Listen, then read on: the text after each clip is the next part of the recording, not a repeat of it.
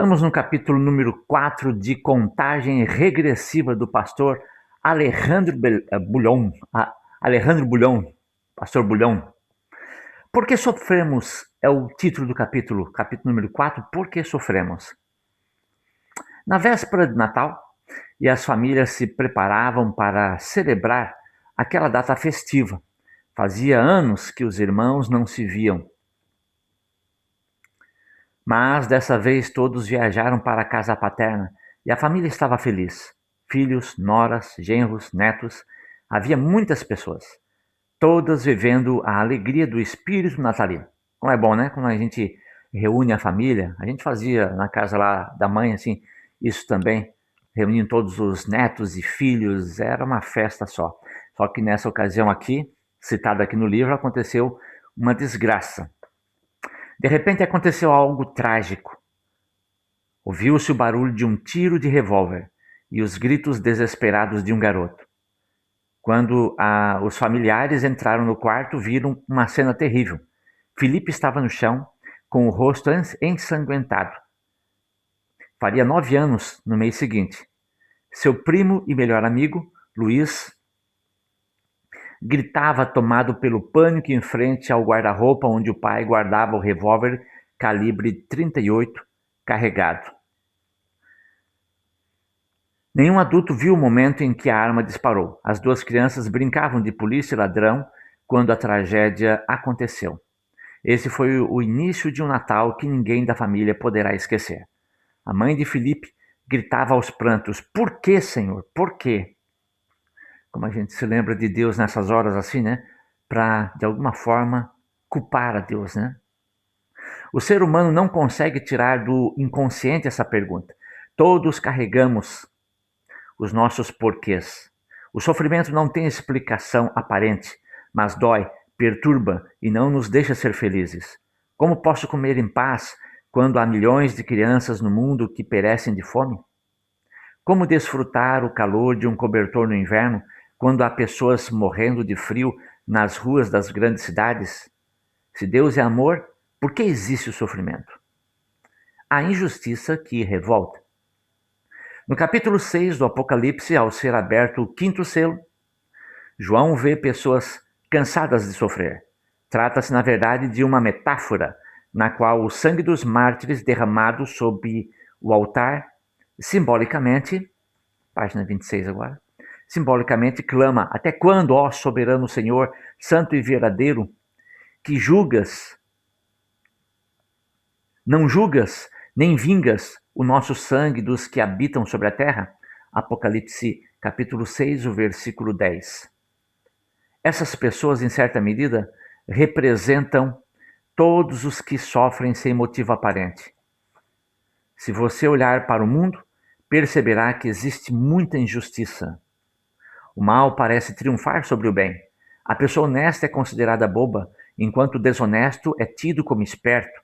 Até o profeta Abacuque um dia indagou: "Por que então toleras os traidores e te calas quando os perversos devoram aqueles que são mais justos do que eles?" Abacuque 1:13. A injustiça e o sofrimento dos inocentes causam revolta, mas é preciso entender que Deus é o originador do sofrimento. Nenhuma tragédia nasce na mente divina. Morte, doença, traição, injustiça, enchentes, secas, terremotos e furacões, enfim, tudo aquilo que traz dor ao ser humano tem origem na mente e no coração do inimigo de Deus. A Bíblia é clara ao afirmar que Deus criou um mundo perfeito. Está lá em Gênesis 1:31. A morte e o sofrimento não faziam parte do ambiente idealizado pelo Criador. Mas as Escrituras também dizem que Deus confiou este mundo aos cuidados do ser humano. Infelizmente, Adão e Eva venderam esse planeta ao inimigo de Deus. E o venderam barato, por um minuto de curiosidade, prazer ou descontrole. O ser humano deu ouvidos à voz da serpente e preferiu seguir seu conselho a obedecer à palavra de Deus. Sempre vamos ter esses dois pontos para a gente decidir. Ou a gente serve e obedece, acredita, confia na palavra de Deus ou é na palavra da serpente. Então, o grande dilema sempre é ou a palavra de Deus ou a palavra da serpente. Andando sobre as mesmas pegadas, às vezes pensamos como é que Adão e Eva foram tão imprudentes a ponto de trocar um mundo tão belo e perfeito por um minuto de aventura? A realidade é que agimos como eles. Não somos diferentes do primeiro casal. Ainda hoje fazemos a mesma troca, né? Hoje, pior ainda, né? Adão e Eva, pelo menos, eles não tinham consciência do mal, do errado, do pecado. Eles não tinham consciência disso. Então, eles poderiam imaginar que se aquele mundo maravilhoso ali já estava daquele jeito, se eles ainda aprendessem, se eles conhecessem algo mais, que quer que seja o pecado, que quer que seja tudo isso, seria tipo uma vantagem, porque eles já tinham todo aquele conhecimento ali. Nós não. Nós conseguimos ver o pecado, o sofrimento, a dor, e mesmo assim, a gente tendo consciência dessas coisas, muitas vezes a gente opta pelo erro ainda, pelo pecado, mesmo sabendo qual é o salário disso, qual é a consequência de tudo isso. Veja que no nosso caso é muito pior. Por isso, inclusive, que Deus tem que permitir que as coisas ruins aconteçam. Porque se Deus não permitisse, nós não teríamos noção das consequências das coisas boas e das coisas ruins. Mesmo nós tendo esse conhecimento das coisas ruins, nós ainda fazemos escolhas pelo pecado, pelas coisas erradas ainda, mesmo assim. Então, nesse caso, ainda somos piores, né? Alguns arruinam a família por um minuto de curiosidade, estragam seu futuro por causa de uma aventura, vendem seus valores, seus princípios e até o próprio respeito. O ser humano incoerente só valoriza o que tem depois que perde. Busca desesperadamente a morte quando Deus lhe confiou a vida. Após o pecado, o diabo disseminou o mal pela terra. Sua única motivação é fazer com que a criatura sofra, porque sabe que por trás dela está o Criador. Banido do céu e sabendo que é impossível vencer a Deus em um confronto direto, o diabo percebeu que a melhor maneira de fazer o pai sofrer é provocar dor nos seus filhos. Por outro lado, Satanás quer desvirtuar o caráter de Deus. Esse é seu grande objetivo. O arqui-inimigo do bem sabe que, por fim, a criatura atribuirá todos os sofrimentos ao Criador. Quer dizer, Satanás é que faz as coisas e depois ainda culpa a Deus. Dentro da nossa mente acontece esse processo, as coisas vão acontecendo, as coisas ruins vão acontecendo e a gente acaba culpando a Deus, como se Deus fosse o originador do mal. Então Satanás ele bota a culpa em Deus, ele faz a gente escolher errado e depois ainda coloca a culpa em Deus. Você, por exemplo, já se perguntou por que Deus permite que crianças inocentes morram de fome? Deus não é o autor dessas tragédias, mas o ser humano as atribui a ele inconscientemente. O inimigo conseguiu o que queria, apresentar a imagem de um Deus mau e arbitrário. Ah, mas se Deus não permitisse, como é que seria o mundo? Aparentemente poderia ser bom, né? Mas se a gente para pensar, como eu já falei, nós vendo a consequência das coisas erradas, a gente ainda escolhe as coisas erradas. Agora imagine se a gente se a pessoa que fumasse uma vida inteira jamais tivesse nenhum problema de saúde por causa do fumo. Ainda hoje em dia, às vezes a gente encontra uma pessoa que diz assim, não, mas o meu avô, ele fumou até os 100 anos e tal, querendo justificar com isso, por quê? Porque não via consequência. Então, muitas vezes é assim, a gente quer fazer as coisas erradas porque a gente não vê as consequências. A gente precisa ver as consequências. A gente precisa não gostar dessas consequências, para a gente daí sim poder escolher o lado certo. Se a gente não tivesse sofrimento, não tivesse câncer, não tivesse pessoas passando fome, não tivesse dificuldade nenhuma, nós iríamos escolher o mal. Assim, tendo essas coisas, a gente ainda muitas vezes escolhe o erro, escolhe o pecado ainda. É triste, né? Mas é só assim que a gente entende. O dono do mundo. Surge então outra pergunta. Deus não é mais poderoso que o diabo? Ele não pode impedir que o sofrimento toque nossa vida? Sim, pode. Mas já vimos que Adão e Eva passaram o título de propriedade deste mundo ao inimigo. E Satanás se sente tão dono que quando Jesus habitou aqui, teve a ousadia de lhe mostrar todos os reinos do mundo e a glória deles e dizer, Tudo isso lhe darei se prostrado você me adorar.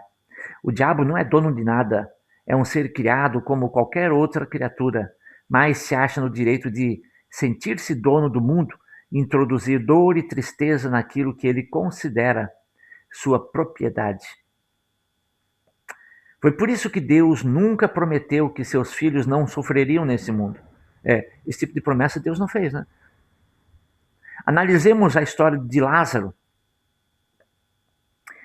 Aquele que o Senhor ama está doente, João 11, verso 3. Isso significa que aqueles que são amados por Deus também podem sofrer, ficar enfermos?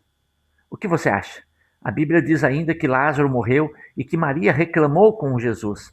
Se o Senhor estivesse aqui, o meu irmão não teria morrido. João 11, verso 32.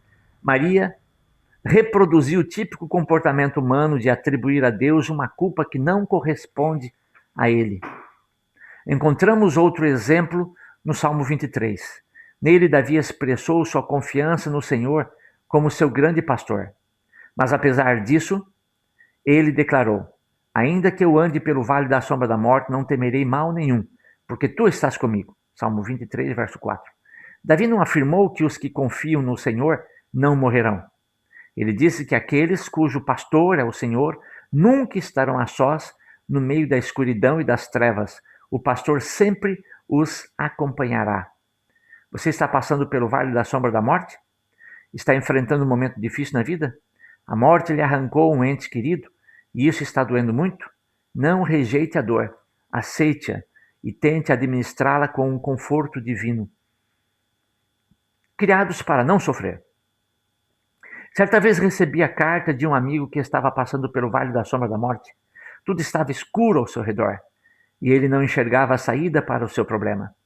Na carta, relatava todo o drama que estava vivendo e na parte final dizia: o que mais me dói não são as tribulações que estou enfrentando, mas a minha maneira de reagir diante delas. Eu acho que, como cristão, deveria me alegrar com as provações e sofrimentos, porém eu não consigo me alegrar e sinto que nunca fui um bom cristão. Alguma vez você experimentou esse mesmo sentimento? Então, me permita lhe dizer algo. Nenhum ser humano normal se alegrará com a dor. Sabe por quê? Porque a dor e o sofrimento são experiências intrusas na existência humana.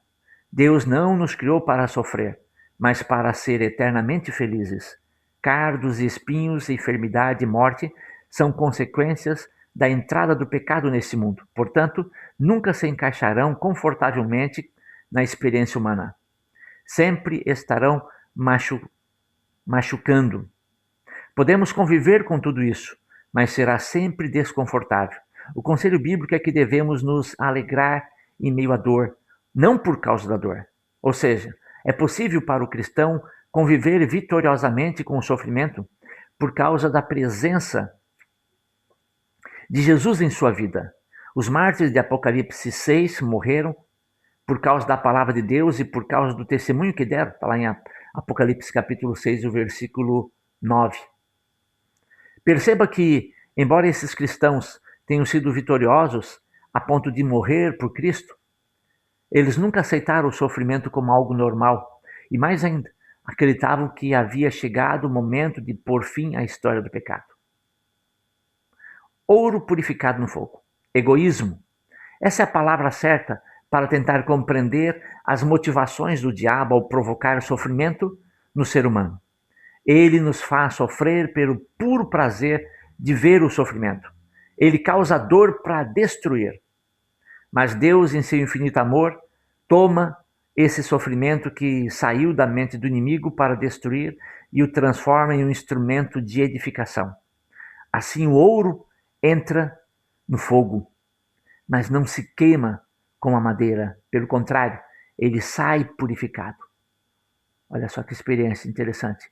Nós, quando passamos por esse momento do fogo, ele surge e Deus permite justamente para que nós possamos sair dessa situação purificados. O diamante bruto é colocado sob o esmeril e não desaparece como a pedra comum. Na verdade, ele sai transformado em uma valiosa joia de facetas luminosas. Todo aquele que confia no Senhor Jesus, é ouro e pedra preciosa. O sofrimento pode vir, mas não será capaz de destruí-lo. Os que confiam no Senhor sairão vitoriosos, puros como o ouro e brilhantes como o diamante. Que Deus abençoe. Próximo capítulo, capítulo número 5, A Mulher Perseguida, na página 30 do nosso livro Contagem Regressiva, de Alejandro Bulhon. Deus abençoe.